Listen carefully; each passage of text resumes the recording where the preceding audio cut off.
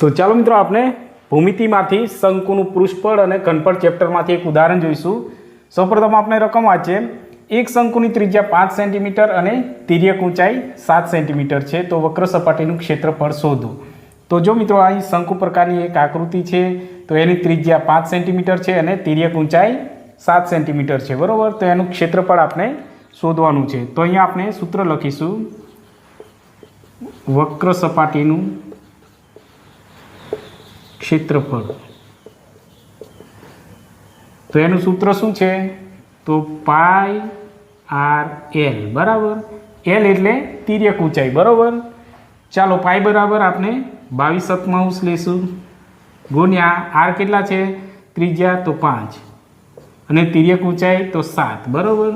ચાલો, આ 7 ઉડી જશે તો રહેશે કેટલા? 22 × 5 તો 110 થશે, બરાબર. આ આપનો ફાઇનલ જવાબ. તો ઓપ્શન નંબર બી આપનો ફાઇનલ જવાબ.